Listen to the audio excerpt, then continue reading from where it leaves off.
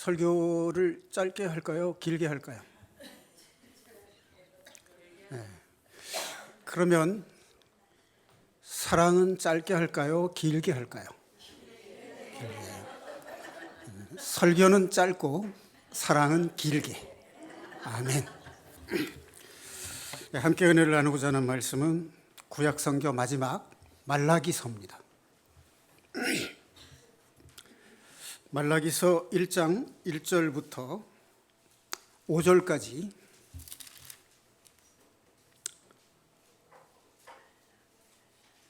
7절까지 함께 봉독하시겠습니다.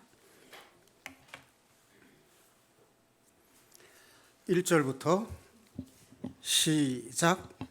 여호와께서 말라기를 통하여 이스라엘에게 말씀하신 경고라.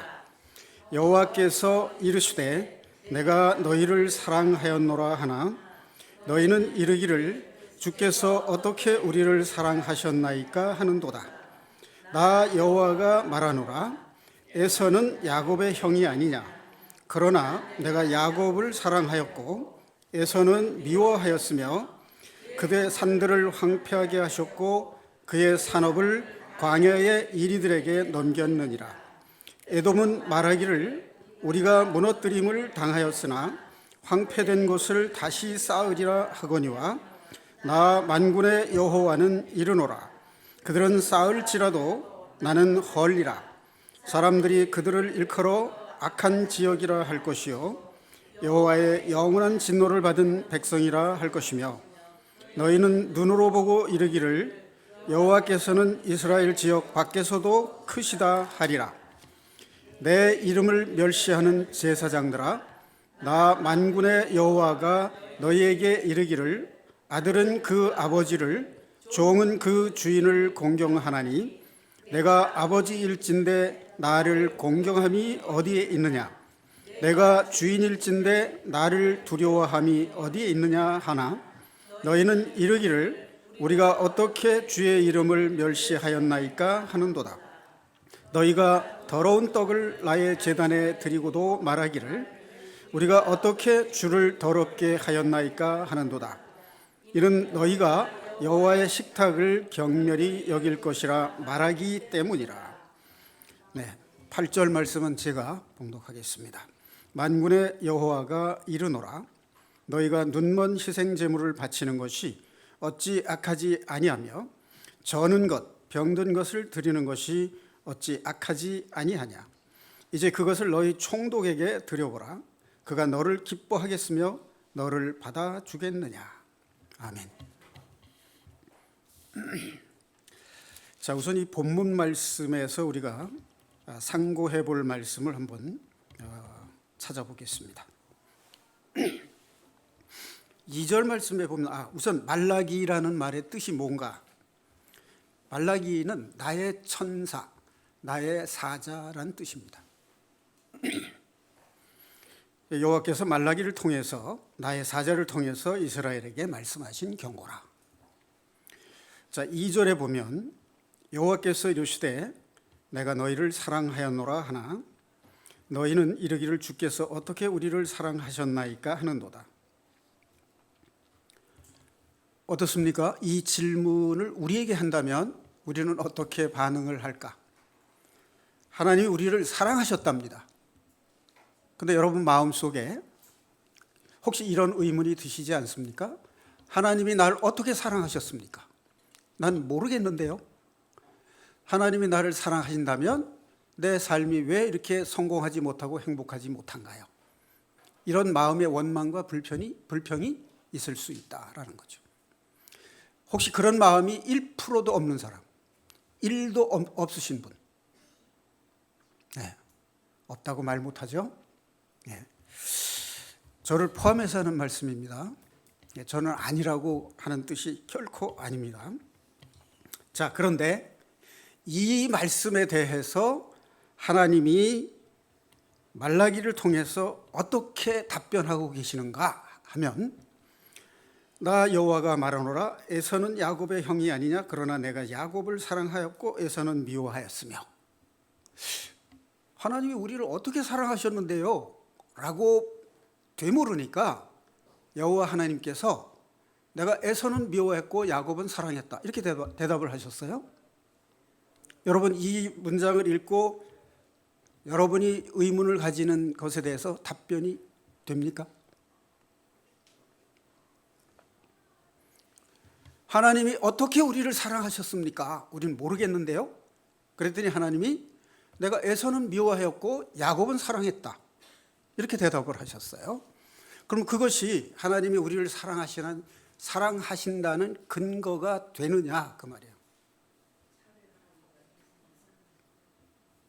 우리가 상식적으로 알기는 야곱은 형 에서를 속여서 장자권을 빼앗고 아버지 이삭으로부터 축복을 가로챈 나쁜 놈이다, 그런 느낌이 들죠. 그리고 이 이름 자체가 빼앗은 자, 간교한 자라는 뜻을 가지고 있어요. 제이콥. 그래서 그는 외삼촌 라반 집에 가서 혹독한 훈련을 받고 연단을 받습니다. 그래서 결국 낮아져서 하나님께 다시 돌아오게 되는 거예요. 이 야곱의 모습은 성경에 나오는 나쁜 인간의 모습이 아니라 우리 자신의 모습이에요. 우리 모든 그리스도인들이 다 야곱과 같은 인물들입니다.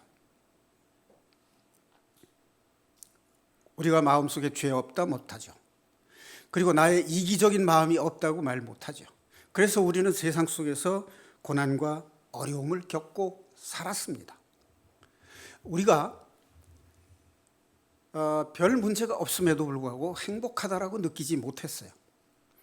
저도 지금 제가 살아온 과거를 돌이켜보면 내가 목표한 성공에 이르고 나면 그때 행복하게 살자, 내 마음속에 그런 생각을 가지고 있었어요.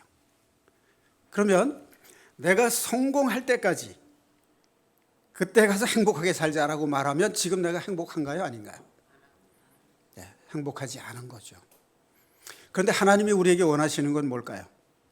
성공하기 전인 지금 현재도 행복하게 살기를 바라시는 게 하나님 뜻이 아니겠습니까? 그럼 성공을 언제 할 수 있는데요? 그럼 10년 후에 성공할 할 가능성이 있다고 보이면 앞으로 10년 동안은 행복을 보류해야 되나요? 그것이 명철인가요? 그것이 지혜인가요? 그것이 하나님이 우리를 향한 뜻인가요? 아니겠죠? 네, 아닌 거 다 알잖아요. 자, 그게 무슨 뜻이냐? 에서는 미워했는데 야곱은 사랑했다. 모태에서 태어날 때 쌍둥이로 임신했을 때 하나님이 예언을 하셨어요. 큰 자가 작은 자를 섬길 것이다. 그리고 야곱에게 네가 어디로 가든지 내가 너와 함께 할 것이고 너는 반드시 이 고향 땅으로 돌아올 것이다 라고 예언을 하셨어요. 그런데 야곱은 그거 의식하지 못하고 믿지 못했습니다. 여러분들, 하나님이 우리를 사랑하시고 우리를 눈동자같이 보호하고 지키신다는 말씀을 성경에 사랑의 편지로 써놓으셨는데 우리가 그거 믿고 살았습니까? 의식조차 못하고 살았습니까? 의식조차 못하고 살았습니다. 이게 장자권을 빼앗은 것, 팥죽 한 그릇으로 빼앗은 이 마음이 무슨 마음이냐 하는 거죠. 아버지의 축복권을 가로챈 그 마음이 무슨 마음이냐 하는 거예요. 여러분, 천국은 침노하는 자의 것이라고 하는 말씀을 예수님이 하셨나요? 안 하셨나요? 마태복음 11장 12절. 장절을 메모하셨다가 나중에 시간 되면 한번 찾아보세요. 그 말씀을 찾아서 묵상하실 때 하나님이 성령으로 함께 하시고 여러분에게 복된 음성을 들려주실지 누가 압니까? 그렇죠? 묵상할 때 하나님의 지혜가 싹 들어옵니다. 자, 뒤에 보면 3절, 4절에 보면 에돔이라고 하는 말이 나오는데 에돔은 에서의 후손이에요. 에서는 장자권을 소홀히 여겼어요. 그러니까 천국을 침노하려는 마음이 없었다는 얘기입니다. 자, 그 다음에 에돔이 이스라엘 야곱의 후손들이 가나안 땅에 들어갈 때 에돔이 길을 열어주지 않았어요. 방해했어요. 그리고 아수르와 쳐들어올 때 이스라엘을 도와준 게 아니라 곁들어서 적과 함께 이스라엘을 침략을 해서 성을 빼앗아 갔어요. 어때요, 여러분? 하나님께서 이 에서와 에돔을 좋아하실 것 같습니까? 아니잖아요. 하나님의 뜻을 사사건건 어기고 있는 것입니다. 여기에 이 모습이 뭐냐면, 야곱은 세리와 창기와 같은 모습이에요. 죄인이라고 하는 인식을 가지고 있는 거예요. 에서는 바리새인과 같은 모습이에요. 우리가 이렇게 율법을 잘 지키고 11조도 잘하고 신앙생활 잘하고 있습니다. 하나님 보시기에는 겉으로 형식적으로 의식적으로는 신앙생활을 잘하고 있어요, 바리새인들이. 그런데 내면에 진실한 마음이 없다, 그 말이에요. 그러니까 자기 죄를 인정하고 의식하는 사람은 하나님이 용서하시고 받아주시는데, 나 죄 없고 잘하고 있습니다, 그런 사람은 하나님이 용서하시고 받아들이시지 않는다는 얘기입니다. 그러니까 이것은 하나님이 야곱을 사랑하고 에서는 미워했다는 이 말은 하나님의 주권적 섭리를 말하는 거예요. 내가 선택한 백성, 내가 선택해서 죄를 회개하고 나에게 죄 용서함을 받고 나의 자녀가 된 사람, 그 사람들은 내가 끝까지 보호하고 지키신다는 하나님의 주권적 섭리와 사랑을 말하는 것입니다. 그래서 내가 야곱은 사랑하였고 에서는 미워하였다라고 한 것입니다. 그런데 여러분들, 하나님이 어떻게 우리를 사랑하셨냐고 반항조로 질문하면 되겠습니까? 여러분 마음속에 혹시라도 그런 마음이 1%라도 있습니까? 그것을 내려놓으셔야 됩니다. 자, 한 집에 두 아들이 있다고 가정합시다. 하나들은 아버지가 야단을 치시는데 아버지가 나 잘 되라고 야단 치시는 거다 이렇게 들으면 아버지가 날 사랑한다고 느낄까요? 안 느낄까요? 네. 야단 맞는데 사랑한다고 느끼는 거예요. 이게 효자의 마음이에요. 근데 야단 치니까 그럴 줄 알았어. 아버지는 항상 나를 미워해. 이게 누구 마음이라고요? 에서 마음이라고요. 그게 에서 마음이야. 근데 야단 맞으면서 아버지가 나를 사랑한다고 의심하지 않아. 이게 누구 마음이야? 야곱의 마음이에요. 성경에 보면 그런 말 있죠. 포도원에 가서 일을 하라고 그러니까 큰아들은 네 하고 갔어요, 안 갔어요? 대답은 네 했는데 안 갔죠? 근데 동생은 아니요 했는데 나중 생각해 보니까 미안한 거야. 그래서 갔어요. 그럼 누가 순종한 사람입니까? 동생이죠. 네 하고 안 하는 사람은 순종하는 거 아니에요. 근데 아니요 했는데 갔어요. 이거 순종입니다. 자, 이것이 본문의 말씀의 내용이에요. 야곱을 사랑하는 것은 내가 선택해서 나를 믿은 그를 내가 끝까지 지키고 보호한다라고 하는 하나님의 주권적 섭리와 언약, 약속의 말씀을 말하는 거예요. 그리고 야곱의 이러한 행동, 형 에서로부터 장자권을 가로채고 빼앗고 아버지 이삭으로부터 축복권을 빼앗은 것, 가로챈 것, 그것은 천국을 침노하는 자의 사모하는 마음입니다. 이해되셨죠? 이전에 여러분들이 말라기서 1장 2절에 나오는 이 말씀을 이렇게 설교하는 걸 들어보신 적 있나요? 혹시 이런 말씀으로 이해하지 못하면 이 성경이 풀리지 않습니다. 그래서 다시 한번 이 말씀의 뜻이 왜 하나님이 어떻게 우리를 사랑하냐고 물을 때 내가 야곱은 사랑했지만 에서는 미워했다라고 답변했는지 그 뜻을 아시겠죠? 네. 자, 천국은 어떤 사람의 것이라고요? 침노하는 자. 그 말의 뜻이 뭐냐? 야단 맞으면서도 아버지가 날 사랑하시니까 아버지를 존경하고 아버지의 말씀에 순종하는 그 마음이 바로 침노하는 자의 마음이에요. 침노한다 그러니까 빼앗는다라는 느낌이 들지만 사실은 침노한다 그 말은 순종한다 그 말이에요. 자, 그러면 우리에게 똑같은 질문을 해봅시다. 하나님이 우리를 사랑하셨다라고 했는데 어떻게 사랑하셨는지요? 그럼 여러분 마음속에 떠오르는 생각이 있을 겁니다. 이걸 지식이라고 그래요. 성경 지식. 하나님이 우리를 어떻게 사랑하셨죠? 그 아들 독생자를 보내서 우리 죄를 대신해서 죽게 하셨잖아요.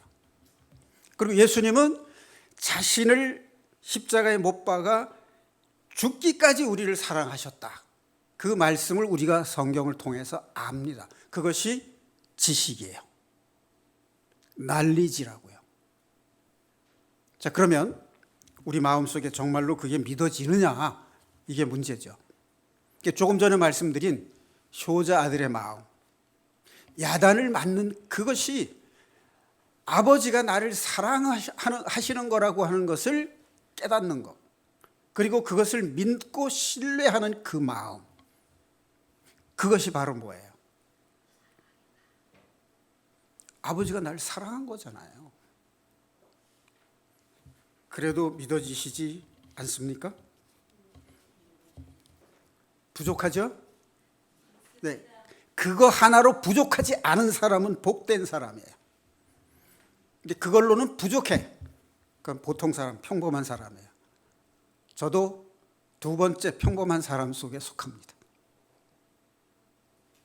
자, 그러면 사사시대 이스라엘 백성들이 먹고 살만하면 범죄하고 우상 숭배하고, 그래서 하나님이 징계하면 울부짖으면서 회개하고 그러면 용서받고, 그거 되풀이했다고 그랬죠. 그게 이스라엘의 역사라고 그랬죠. 그럼 우리의 역사는 어떤데요? 우리의 역사도 같죠? 그렇죠? 하나님께서 이렇게 자꾸 징계하시고 회개하면 용서해주고 징계하고 회개하면 용서하고, 이걸 반복해서 되풀이한 게 무슨 뜻이라고요? 죄의 사함은 오직 회개를 통해서 밖에는 이루어지지 않는다는 것을, 그 원리, 그 섭리, 그 주권, 그걸 깨우쳐 주시는 거라고요. 우리가 하는 선한 일, 봉사, 헌신, 그거 가지고 용서되는 게 아니에요. 그거는 상급을 받는 데는 참고가 돼요. 계산이 돼요. 하지만 지은 죄는 내가 한 선행으로 말소되는 게 아니라 회개함으로 말소되는 거예요. 그 회개는 누가 받으시는데? 예수 그리스도께서 우리 죄를 대속하셨기 때문에. 그러니까 결국 회개를 통해서만 용서하시고 구원받는 하나님의 주권적인 섭리와 계획은 누구를 위해서 만드신 거냐? 예수 그리스도를 위해서 만드신 거예요. 예수 그리스도만이 우리의 통치자이시고 우리의 왕이시다 하는 것을 하나님이 영원 전에 세우시고 영원까지 세우시고 영원까지 우리를 통치하시기 위한 하나님의 섭리예요. 그러니까 내가 죄를 용서받았으니까, 구원을 받았으니까 선행을 하든 잘 못 살든 나는 하나님 나라 백성이다. 너무 뻔뻔하지 않습니까?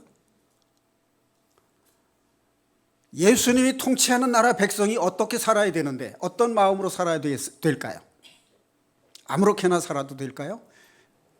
죄에 대해서 하나님이 기뻐하시는 것이 무엇인지에 대해서 의식 없이 그냥 무의식적으로 살아가도 되겠느냐 그 말이에요. 하나님이 기뻐하시는 삶, 하나님이 우리를 통해서 이루시기 원하는 선한 삶, 그 삶을 살아야 되지 않겠습니까? 제가 좀 흥분했나요? 제가 목소리가 높아지면 여러분들은 그만큼 더 침묵이 깊어지는 것 같습니다.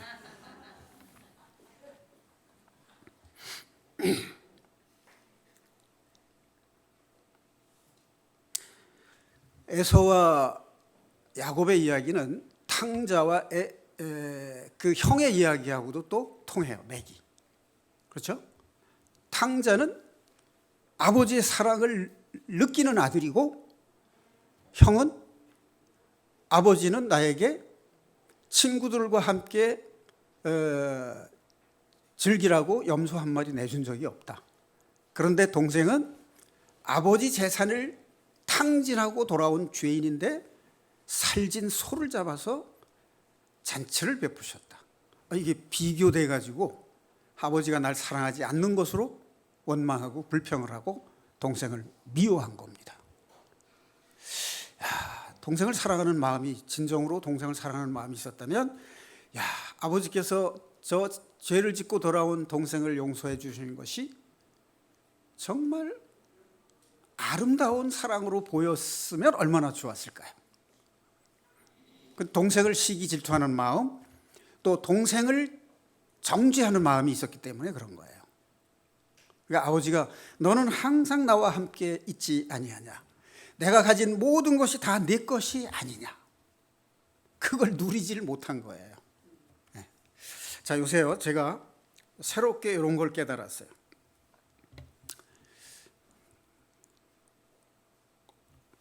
그래도 바라보시지를 않네. 내가 새롭게 깨달은 게 있다니까요.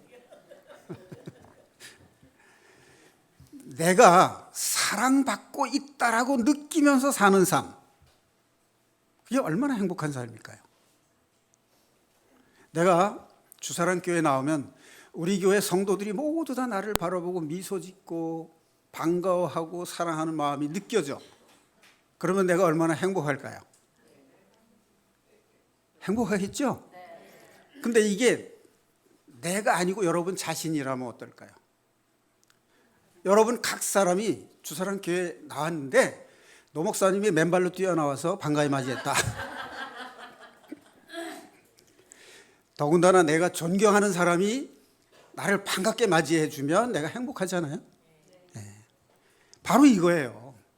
이스라엘 백성들은 어떻게 하나님이 날 사랑했는데요 하고 원망했는데, 우리는 어떻게 살아야 된다고요?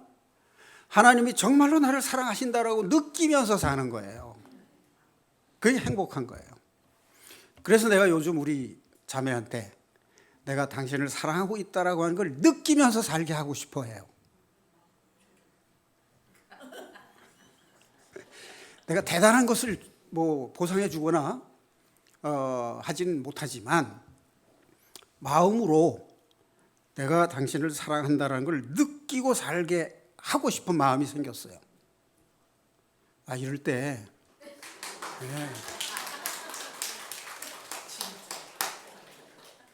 저 괜찮죠? 괜찮은 남자예요. 내가 이렇게 하면 우리 자매는 그 마음이 어떻게 반응할까요? 행복하니까 또 형제에게 내가 당신을 사랑합니다라는 사랑을 느끼게끔 해주고 싶겠죠. 이게 하나님이 우리에게 원하시는 삶의 모습이에요.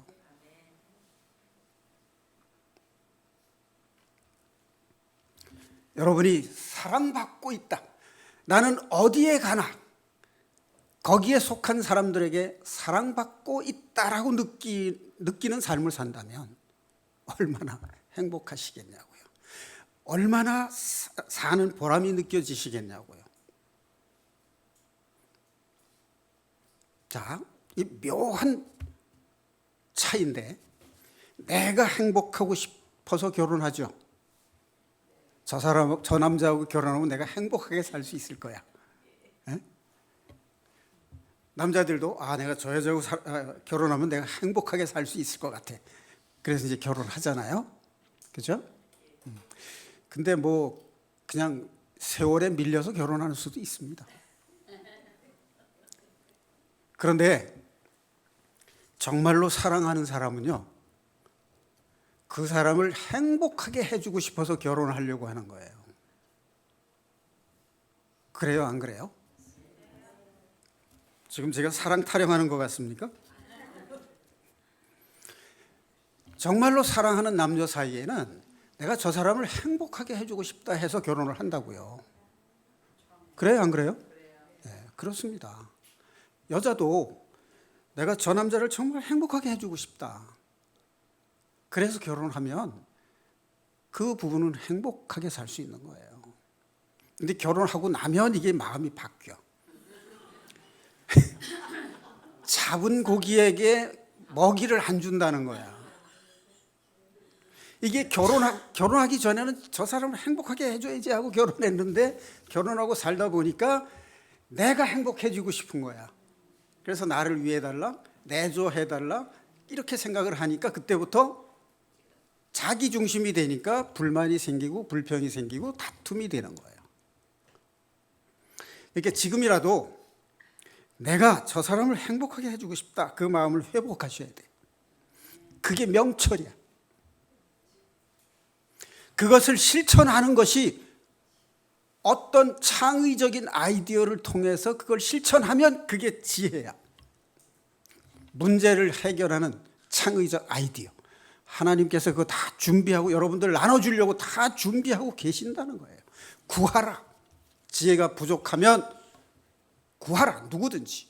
모든 사람에게 후히 주시고 꾸짖지 아니하시는 하나님께 구하라. 그리하면 이루시리라.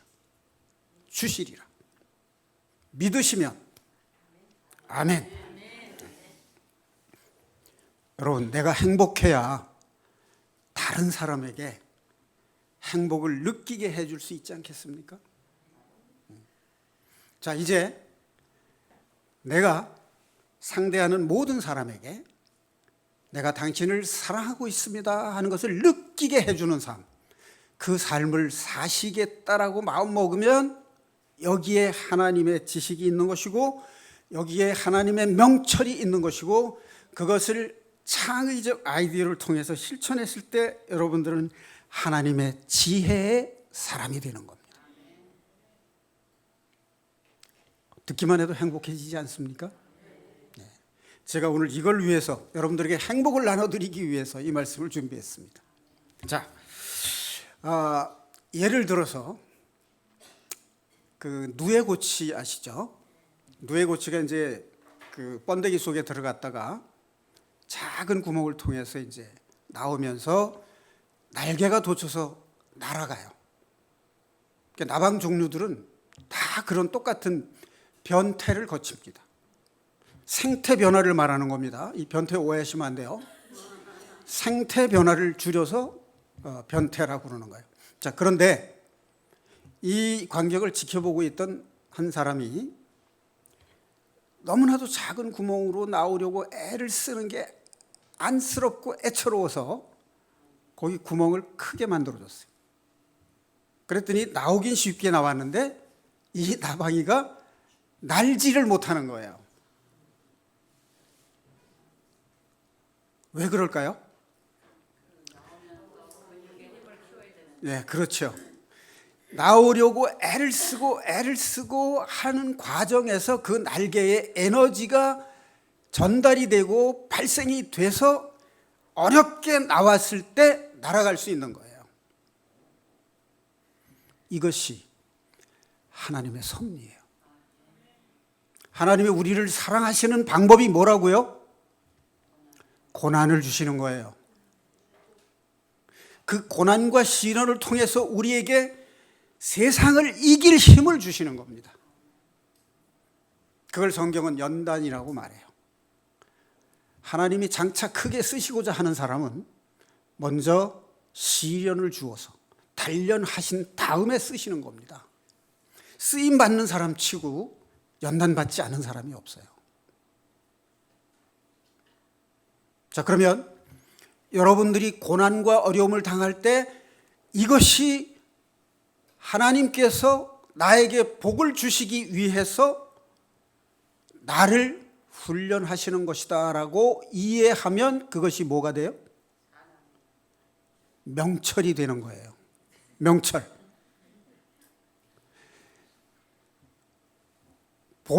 이른 봄에 일찍 피는 꽃들 있죠. 그 꽃들은 다 혹독한 겨울 추위를 이겨내고 피는 꽃들이에요. 그걸 가리켜서 춘화 현상이라고 해요.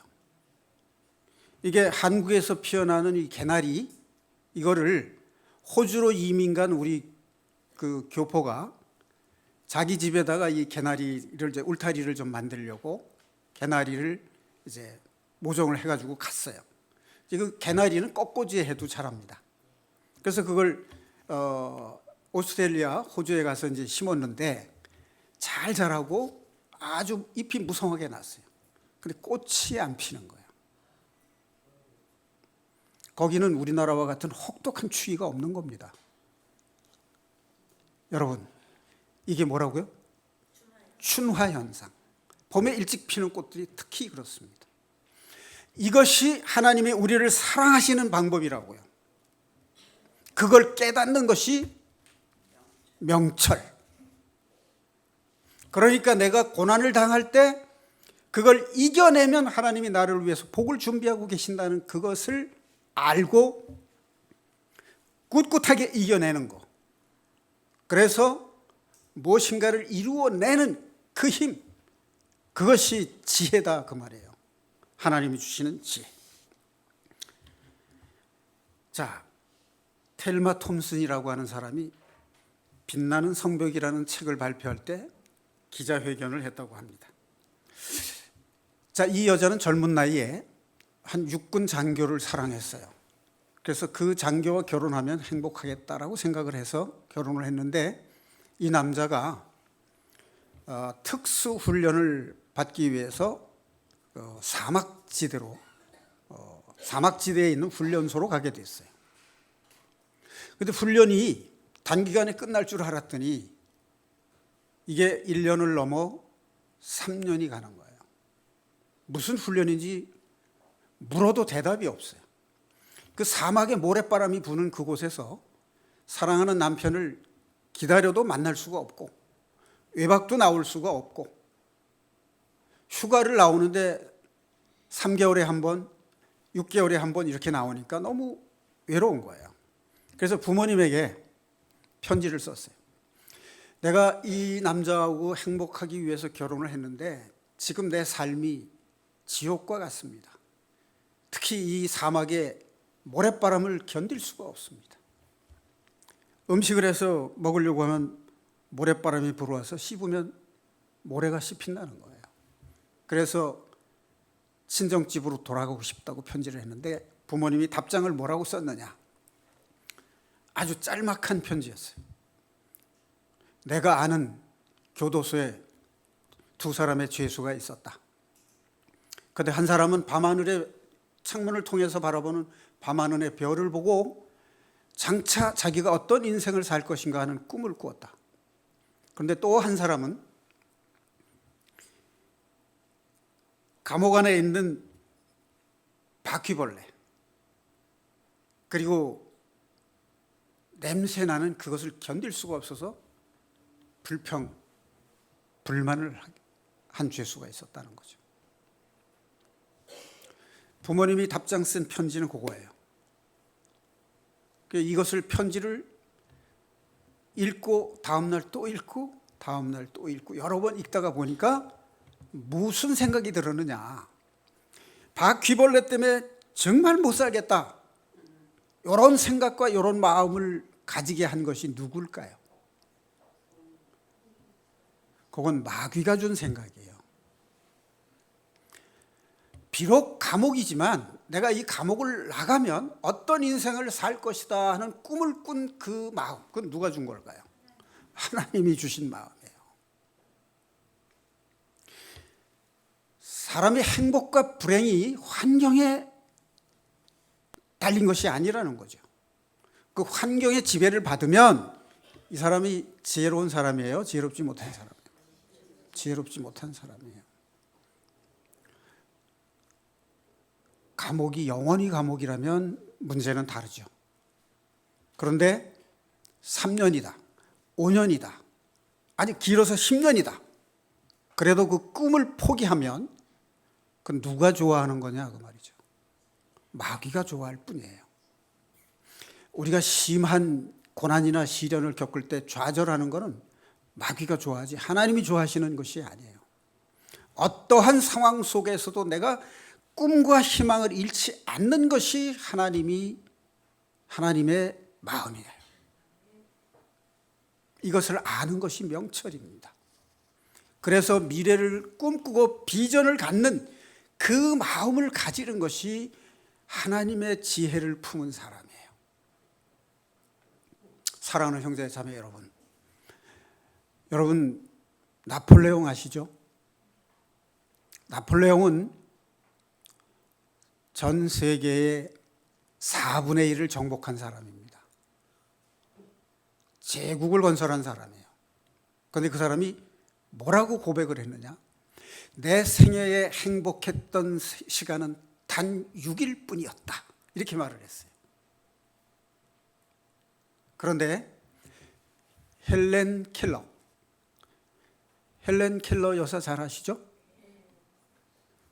눈 멀고 말 못하고 귀 먹고, 그가 뭐라고 고백했는지 아세요? 내 생에 행복하지 않은 날은 단 하루도 없었다. 야, 이러한 마음의 자세가 어디에서 나왔을까요? 그러면 헬렌 켈러 여사의 마음속엔 누구와 함께 있었다는 거예요? 하나님이 함께 하셨다는 거예요. 내가 야곱은 사랑했다. 내가 구원하기로 선택한 내 자녀, 내가 사랑하기로 약속했고 내가 어디를 가든 내가 눈동자와 같이 지키겠다. 내가 구하며 찾으면 내가 너에게 얼굴을 보여줄 것이다 라고 약속을 하신 하나님, 그분이 우리와 함께 하고 계십니다. 우리가 정말 하나님의 언약을 믿는 하나님의 백성이 하나님의 자녀라면 하나님이 우리를 어떻게 사랑하셨느냐고 항의할 것이 아니라, 하나님이 나를 징계하심으로 사랑하셨고 나를 연단하심으로 사랑하셨고 나에게 분별력을 주셔서 헤아릴 수 있게 하셨고 나에게 창의적 아이디어를 주셔서 사랑하셨다. 그래서 나는 누군가, 내가 지금 만나고 있는 사람, 내가 상대하는 사람, 나의 가족, 교회 공동체 안에 있는 나의 형제 자매에게 내가 당신을 사랑한다 하는 것을 느끼게 해주고 싶다. 그런 삶을 사시는 분이라면 반드시 그분의 마음속에 사랑의 근원이신 하나님이 함께 하시리라고 믿습니다. 사랑이 풍성하신 하나님이 여러분 마음속에 그 하나님의 사랑을 넘치도록 부어주시기를 우리 주 예수 그리스도의 이름으로 축원드립니다. 아멘.